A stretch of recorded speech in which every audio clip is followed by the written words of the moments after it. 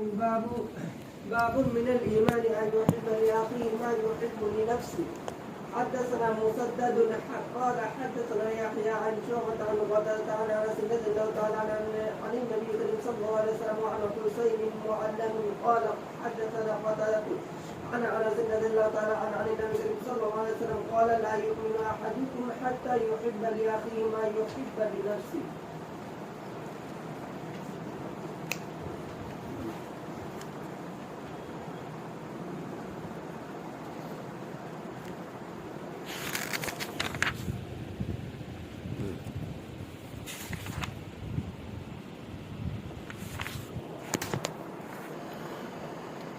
بسم اللہ الرحمن الرحیم.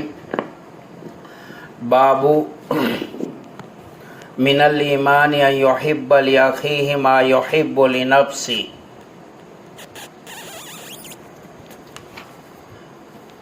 اس باب کا پہلے والے باب کے ساتھ جو تعلق ہے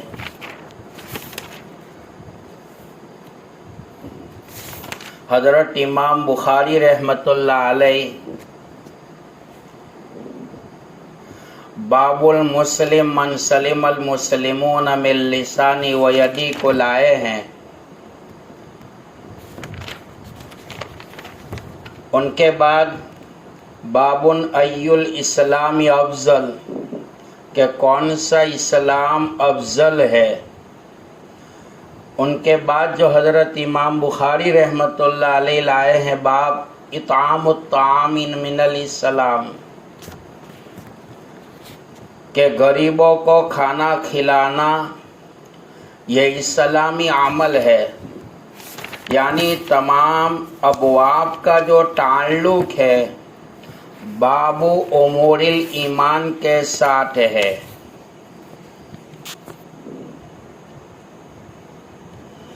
کہ جو ایمان کی اہم ترین شاخ ہے اس باب کے ساتھ مناسبت یہ ہے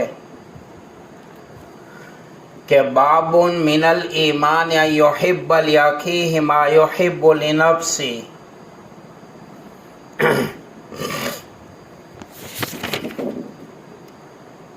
کہ جو اپنے لیے پسند کرے وہ اپنے بھائی کے لیے بھی پسند کرے.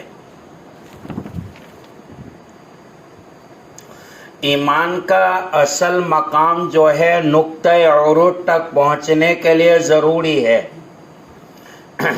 کہ آدمی خود غرض نہ بنے. شارح بخاری علیہ رحمہ فرماتے ہیں آیت قرآنی وَمَن یُوقَ شُحَّ نَفْسِهِ فَأُولَٰئِکَ هُمُ الْمُفْلِحُونَ. جو لوگ خود غرضی سے بچائے گئے وہی کامیاب ہونے والے ہیں. خود غرضی کا علاج یہ ہے کہ آدمی اپنے لیے پسند کرے وہ جو دوسرے مسلمان کے لیے پسند کرے. جیسا کہ دیہاتوں میں اور شہروں کے اندر بھی مسلمانوں کا معمول یہ بنا ہوا ہے کہ مثلاً رات میں یا 2 دن پہلے کھائی گئی ترکاری جو ہے بگڑ گئی یا کھٹی کھٹی بدبوئیں آ رہی ہے تو اپنے بچے کو کہتے ہیں کہ مسجد کے مؤذن صاحب کو یا امام صاحب کے گھر تک پہنچا دے. تو جب یہ بگڑی ہوئی ترکاری جو ہے بگڑا ہوا سالن جب تو اپنے لیے ناپسند کرتا ہے تو جس امام کی اقتداء میں تو نماز پڑھتا ہے جس مؤذن کی صدائے توحید اور صدائے اذان پر تو مسجد کا رخ کرتا ہے تو یہ بگڑی ہوئی ترکاری ان کے مکان تک پہنچاتا ہے، تجھے شرم آنی چاہیے۔ تو حدیث میں آتا ہے کہ اپنے لیے پسند کرے تو وہ جو اپنے بھائی کے لیے پسند کرے یہ بھی ایمانی عمل ہے۔ باب الامور الایمان کہہ کر حضرت امام صاحب رحمت اللہ علیہ اس باب کو لائے ہیں۔ ان کے بعد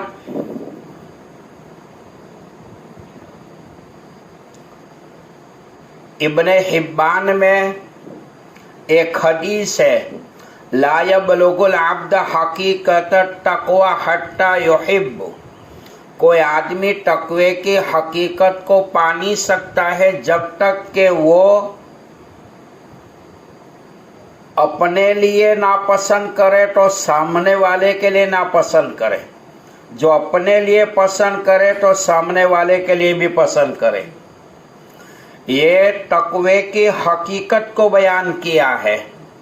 تو جاندار ہے تو سامنے والا بھی جاندار ہے، تیرا شمار زیرو کے اندر ہے تو ان کا شمار بھی زیرو کے اندر ہے۔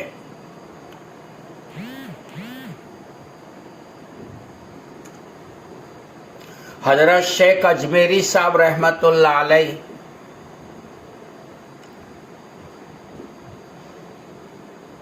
تربوز کے جو چھلکے ہوتے تھے تو حضرت جو ہے تربوز کے وہ چھلکے یعنی اکھے بکری کو نہیں کھلاتے تھے، چھری سے ان کے ریشہ کرتے تھے، ان کے ٹکڑے کرتے تھے۔ جب وہ تربوز کے چھلکا وہ پارا پارا ہو جاتا تھا تو حضرت گجراتی اخبار کے اوپر اس تربوز کے چھلکے کو رکھتے تھے۔ کسی نے پوچھا آپ ایسا کیوں کرتے ہیں؟ حضرت نے بڑا شاندار جواب دیا کہ ایک انسان اکھی کوئی چیز کھا نہیں سکتا، اس کے گلے میں پھنسنے کا اندیشہ ہوتا ہے، جو مضر تکلیف کا باعث بنتا ہے۔ تو یہ بھی جاندار ہے، بکریاں ہیں، وہ تربوز کے اکھے چھلکے نہیں کھا سکتے ہیں۔ یہ ہمارے اکابرین کا جانوروں کے ساتھ بھی طرز عمل رہا۔ یہ ان کے کردار بتا رہے ہیں کہ انہوں نے تقوی کی بنیاد پر اور مخلوق خداوندی کے ساتھ وفاداری کا معاملہ کیا ہے۔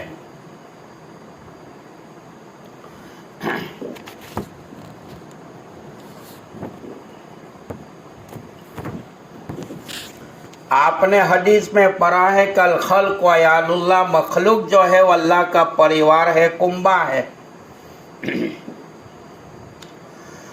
اور نگاہ خداوندی میں وہی بندہ بہتر ہے جو اللہ کی مخلوق کے ساتھ وفاداری کا معاملہ کرے۔ ایمان کے ہوتے ہوئے جہنم میں ڈال دے تو مالک کو کوئی پوچھنے والا نہیں، 99 انسان کے قاتل کو معاف کر دے، 90 سال کے کافر کی بغاوت کو معاف کر کر جنت کا وارث بنا دے تو مالک کو کوئی روکنے والا نہیں۔ باجد بوستامی رحمت اللہ علیہ بہت بڑے ولی الاولیاء گزرے ہیں۔ حضرت کے مناقب میں لکھا ہے کہ باجد بوستامی رحمت اللہ علیہ کا اولیاء کرام میں وہ مقام تھا جیسے جبرائیل امین کا فرشتوں میں مقام ہے۔ باجد بوستامی رحمت اللہ علیہ کا وصال ہوا، انتقال ہوا، دربار خداوندی میں پیشی ہوئی، آواز آئی کہ باجد بوستامی کیا لے کر آئے ہو؟ فرماتے ہیں کہ ایمان کو بیان کرو تو کیا معلوم کہ میرا ایمان کی اللہ کے دربار میں قبول ہے کہ نہیں۔ اسلام کو بیان کروں تو کیا معلوم کہ اسلام کی صداقت بھی اللہ کے دربار میں میری قبول ہے کہ نہیں. تقوی طہارت کو بیان کروں، تہجد کو بیان کروں، نوافل کو بیان کروں، قرآن کی تلاوت کو بیان کروں، اشرا کعبہ بن چاشتہ کو بیان کروں. ایک ایک دن میں 500 رکعت نوافل پڑھتے تھے، کیا ان کو بیان کروں؟ دل میں سوال کھٹکتا تھا کہ کیا معلوم کہ میری عبادت بھی اللہ کے دربار میں رضامندی پر مبنی ہے کہ نہیں. غیب سے آواز آئی کہ بایزید سخت ٹھنڈ کے زمانے میں آپ چارپائی کے اوپر لیتے ہوئے تھے، ایک کتے کا بچہ چائلڈ بلبلا رہا تھا. آپ نے اس بلبلانے والے بچے کو اپنی بلینکٹ میں چھپا لیا. دل میں ارادہ کیا کہ اللہ جیسے ٹھنڈ مجھے لگتی ہے تو یہ بھی جاندار مخلوق ہے، اس کو بھی ٹھنڈ لگتی ہوگی. اللہ کی طرف سے آواز آئی کہ بایزید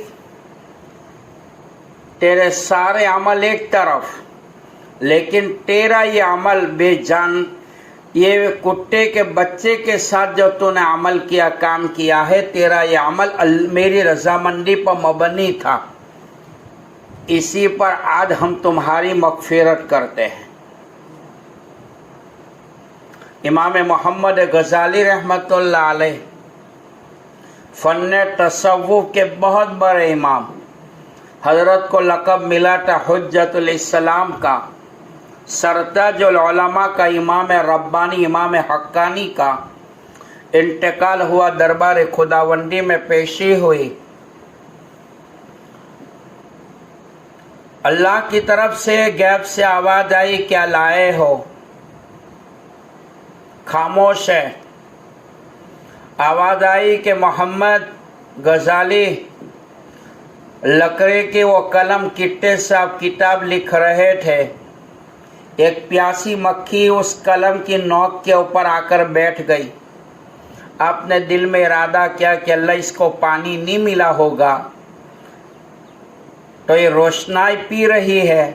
آپ نے پیٹ بھر کر اس مکھی کو روشنائی کو پی لینے دیا. آواز آئی محمد غزالی تیرا یہ عمل اخلاص پر مبنی تھا، رضائے خداوندی پر مبنی تھا، اسی عمل پر آج ہم تمہاری مغفرت کرتے ہیں.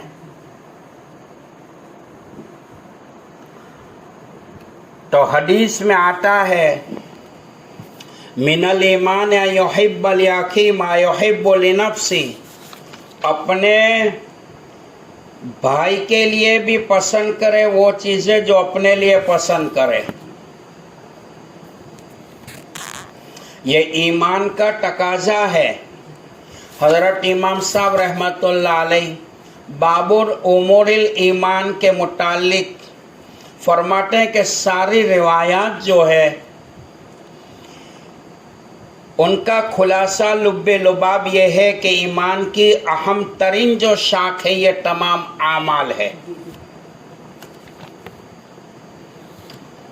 حدثنا مسدد قال حدثنا یحیی عن شعبہ عن قتادہ عن انس رضی اللہ تعالی عنہ. حضرت امام بخاری رحمۃ اللہ علیہ فرماتے ہیں حدثنا مسدد قال حدثنا یحیی، ہمیں یہ خبر ملی، روایت ملی حضرت مسدد سے، اور یہ روایت ہمیں پہنچی ہے یحییٰ سے اور شعبہ سے اور قتادہ سے. ان کا شمار بھی تابعی میں ہے. حضرت قتادہ رضی اللہ تعالیٰ عنہ کے بعد راوی حدیث صحابی رسول خادم رسول کا نام کا تذکرہ کر رہے امام بخاری رحمۃ اللہ علیہ. ان انس رضی اللہ تعالیٰ عنہ عن النبی صلی اللہ علیہ وسلم